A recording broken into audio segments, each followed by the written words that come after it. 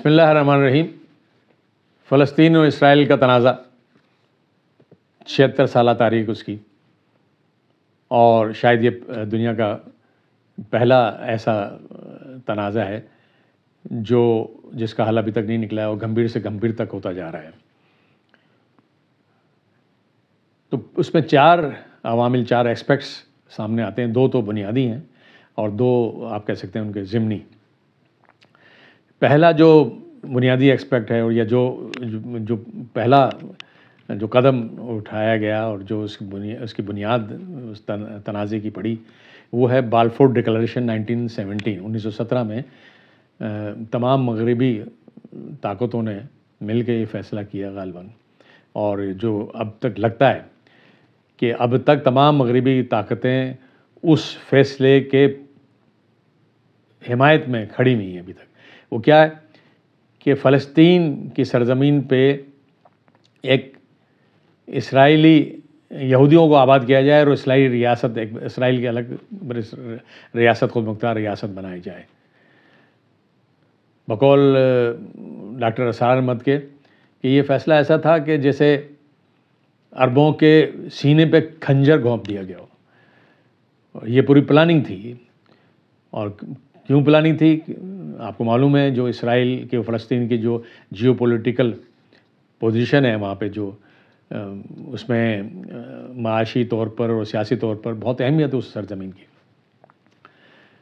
تو پہلا تو بیج سمجھو تنازع کا یہ بویا گیا، اور اب تک تمام مغربی طاقتیں اس فیصلے کے پیچھے ہیں اور اسرائیل کو مضبوط سے مضبوط تک کر رہی ہیں، اور اس کو اسرائیل کو پال رہی ہیں، ان کے مفادات اس سے وابستہ ہیں۔ دوسرا جو اسپیکٹ ہے اس تنازع کے حل میں رکاوٹ ہوا ہے یا جو کوئی مسئلے کا حل نہیں نکلا، اس میں میرے نزدیک فلسطینیوں کی لیڈرشپ کا فقدان ہے۔ کوئی ایسی لیڈرشپ، کوئی ایسا اسٹیٹسمین اس میں نہ تھا جو فلسطینیوں کو متحد کرتا اور ایک کسی ٹھوس لائحہ پہ اور آگے کے نتائج کو دیکھتا۔ ایک دور اندیش جس طرح لیڈرز ہوتے ہیں، وہ اپنی ذات سے ہٹ کے اور مستقبل کی سوچ رکھتے ہیں، تو وہ اس میں فقدان نظر آیا۔ خانہ جنگی بھی ابھی بھی دیکھ لیں، فلسطین میں 2 گروپ ہیں، ایک حماس ہے، ایک الفتح ہے۔ حماس نے غزہ پہ جو ہے ہولڈ کیا ہوا ہے، اور الفتح کا ویسٹ بینک پہ ہے۔ ان کا آپس میں کوئی کوآرڈینیشن اس طرح کا نہیں ہے کہ جو ایک یونٹی کہہ سکتے ہیں اس کو۔ تو یہ ایک بنیادی۔ اب آگے ہم چل کے دیکھیں گے کہ اس کی وجہ سے کیا نقصان ہوا، اور جو اس کا ایک یونٹی کا اور ایک سوچ کا اور ایک نظریے کا ہے جو فائدہ ہو سکتا تھا، ایک مشترکہ سوچ کا، وہ نہیں ہو سکا۔ اسی سے ایک ضمنی ایک ہے بات، جو تیسرا جو ایلیمنٹ ہے کہ عرب ممالک کا رویہ، ان کی کمزوری، مسلم کنٹریز کی کمزوری، اس کی وجہ بھی ہمیں معلوم ہے کہ وہ تو سب امریکہ کے انگوٹھے کے نیچے ہیں، امریکہ کی پالیسیوں کے پابند ہیں۔ اقوام متحدہ خود جو ہے وہ امریکہ کی لونڈی ہے، طاقتور ممالک کی، مغربی ممالک کی۔ تو یہ اس کمزوری کا فائدہ اٹھاتے ہوئے اسرائیل اور مضبوط سے مضبوط ہوتا گیا، اور انہوں نے ان کا اور فلسطینیوں کو کوئی مقابلہ نہیں ہے، کیونکہ فلسطینی کے کوئی اپنی ریاست بھی نہیں ہے بن سکی، نہ انہوں نے اپنی طاقت مجتمع کی۔ پھر چوتھا جو اس میں ایکسپیکٹ ہے وہ یہ ہے کہ اس ریاست اور سیاست کی جنگ کو ایک کچھ عناصر نے یہ رنگ دیا کہ جیسے ایمان و اعتقاد کی جنگ ہے، یہ کوئی اسلامی جہاد ہے۔ تو اس پہ بھی ہم آگے بات کریں گے کہ اس میں جو بات کر رہا ہوں، آپ جب تجزیہ میرا سنیں گے تو آپ بھی میری بات پہ یقین کریں گے کہ یہ ایک زمینی حقائق سے ہٹ کے تھا، اور تمام جو اصول ہیں پرامن بقائے باہمی کے، ان سے ہٹ کے ریاست اور سیاست کے اور معاشرت کے جو مروجہ اصول ہیں اس سے ہٹ کرے.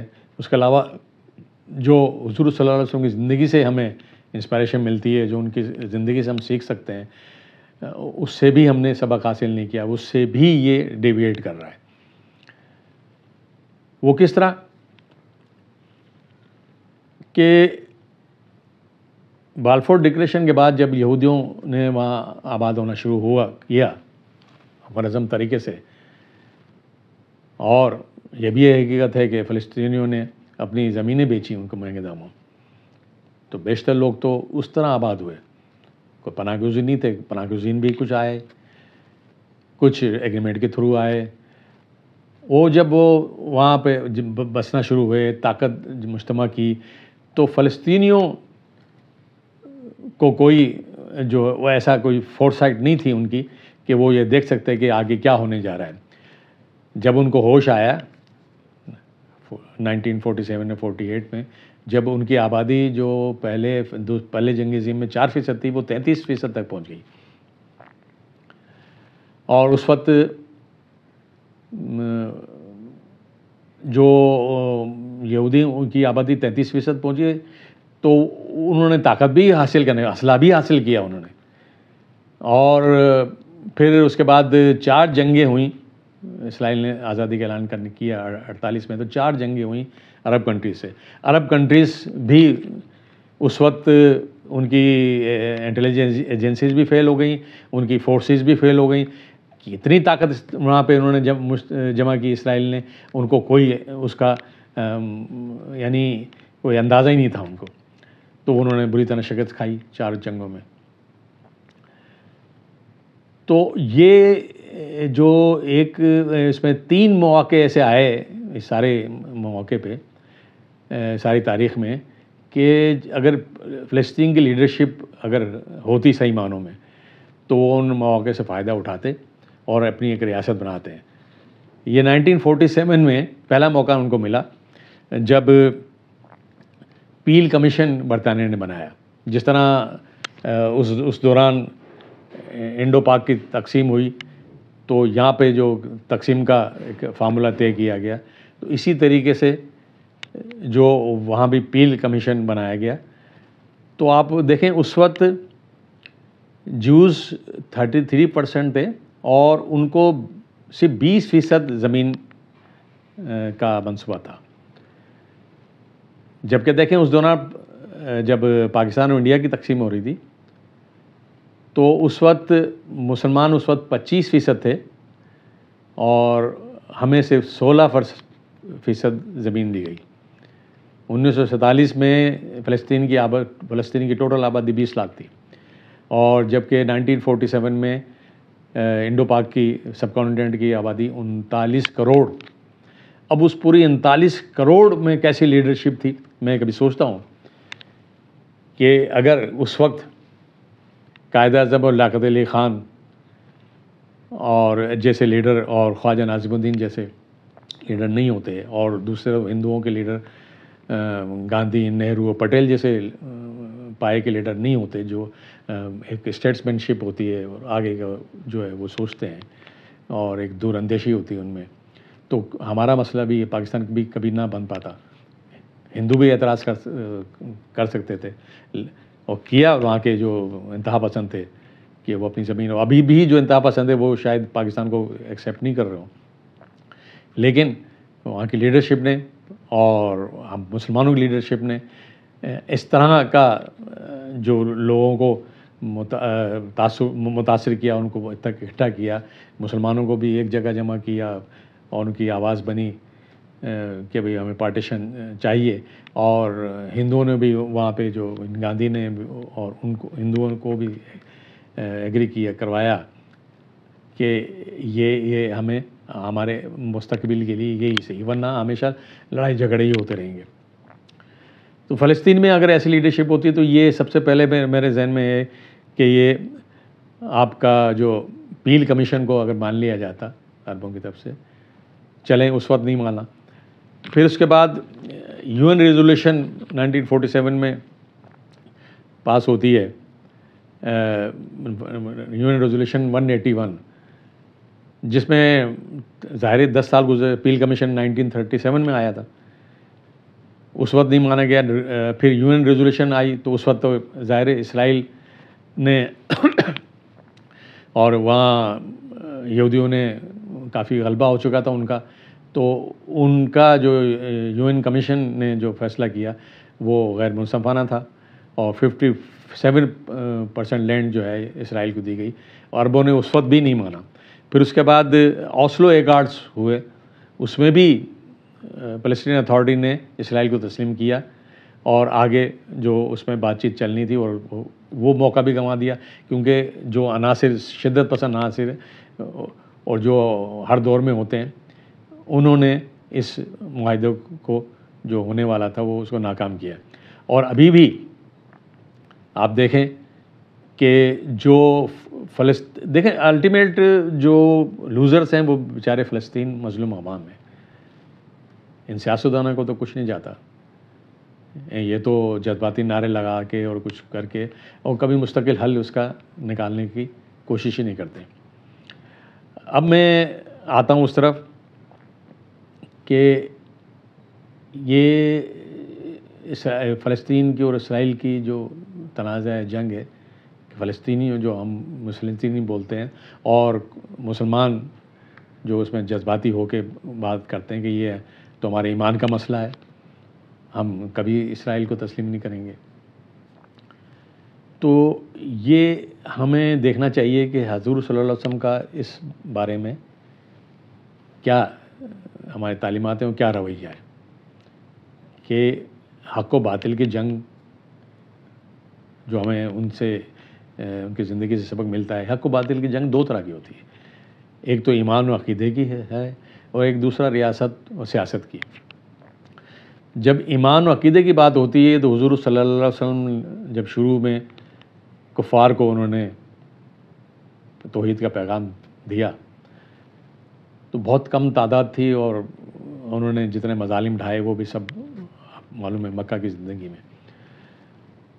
حضور صلی اللہ علیہ وسلم کے جو چچا تھے ابو طالب، ان کی سرپرستی میں وہ ہمارے حضور صلی اللہ علیہ وسلم تھے. وہ بھی بہت پریشان رہتے تھے ہر وقت، ہر طریقے سے، یعنی ان کو خاندان کو جو تنگ کیا جاتا تھا، تو انہوں نے سمجھایا حضور صلی اللہ علیہ وسلم کو کہ بھتیجے تم جو ہے کچھ نرمی اختیار کر لو.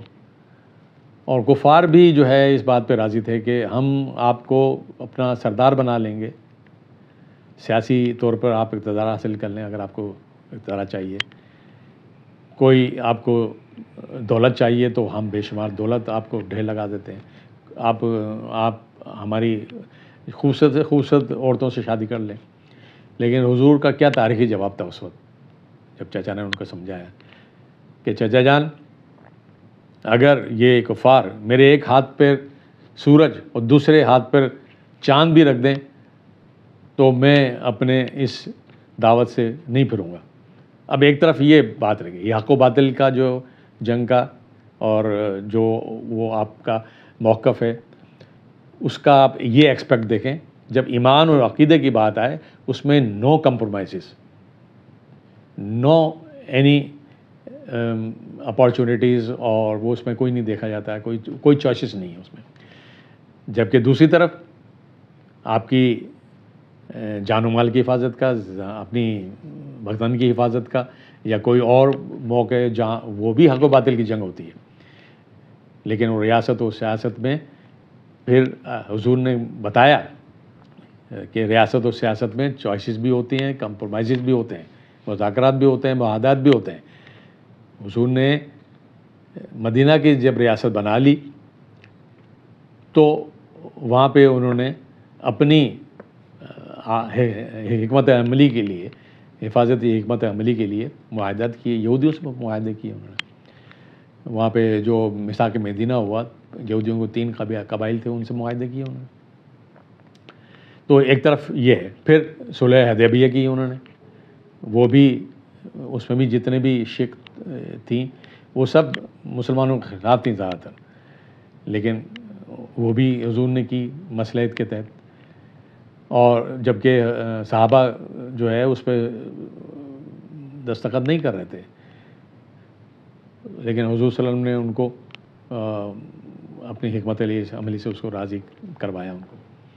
تو یہ دو ایکسپیکٹ ہیں۔ اب تیسری طرف یہ دیکھنا ہے کہ یہ حق و باطل کی جنگ جو کرنی ہے، جنگ کرنی کس وقت ہے؟ دیکھیں مکہ کی 13 سالہ تاریخ میں کتنے مظالم ان کے حضور نے، ان کے ساتھیوں نے سہے۔ شعب ابی طالب گھاٹی میں 3 سال گزارے انہوں نے بھوکے پیاسے، اور سوشل بائیکاٹ بھی ہوا ان کے، ہر طرح سے ان پہ ظلم، اس کی انتہا نہیں ہے، آپ تصور بھی نہیں کر سکتے آج کل کے دور کے۔ تو انہوں نے اس وقت اللہ تعالیٰ کی طرف سے بھی حکم تھا کہ اس وقت انہوں نے کوئی ہتھیار نہیں اٹھائے، انہوں نے وہاں پہ یہ حکمت عملی اپنائی کہ ابھی صبر کرنا ہے۔ اور کیوں کہ اس وقت نہ ان کی تعداد اتنی تھی، نہ ان کے پاس کوئی اسلحہ اتنا تھا، تو انہوں نے وہاں پہ کوئی مزاحمت نہیں کی۔ لیکن جیسے ہی انہوں نے مدینہ کی ریاست بنائی، مدینہ وہاں ہجرت کی، مدینہ کی ریاست بنی، انہوں نے وہاں پہ طاقت مجتمع کی، آس پاس کے قبائل سے انہوں نے معاہدے کیے، دفاعی معاہدے کیے، اور تعداد بھی بڑھ گئی۔ اس کے بعد پھر انہوں نے فیصلہ کیا کہ ہمیں مزاحمت کرنی ہے۔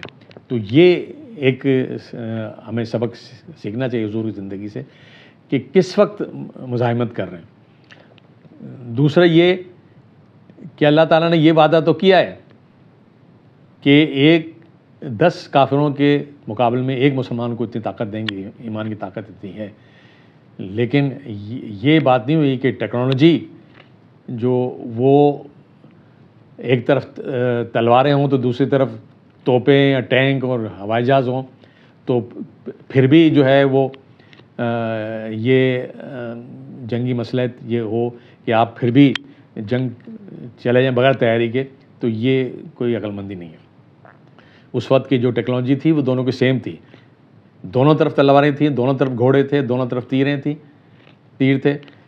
یہ نہیں تھا کہ ایک طرف صرف تلواریں تھیں تو دوسری طرف توپ یا ہوائی جہاز۔ ابھی اسرائیل اور اس کا جو حماس کا جو جنگ ہوئی ہے، ابھی آپ دیکھیں کیا مقابلہ تھا ان کا، کوئی مقابلہ نہیں۔ اور وہ اتنے ظالم کہ انہوں نے ان کے صرف جو تعداد بھی آئی ہے، 1200 اسرائیلی فوجیوں سمیت تقریباً مارے گئے، جہنم واصل ہوئے۔ اس کے بدلے میں انہوں نے 13,000 سے زیادہ فلسطینیوں کو شہید کر دیا۔ تو اب اس صورتحال کو سارے دیکھتے ہوئے اگر آپ یہ تجزیہ کریں کہ کیا ہم ان سے بچ سکتے تھے، اس چیز سے کر سکتے تھے، اس کو بہتر کر سکتے تھے صورتحال کو، بالکل کر سکتے تھے۔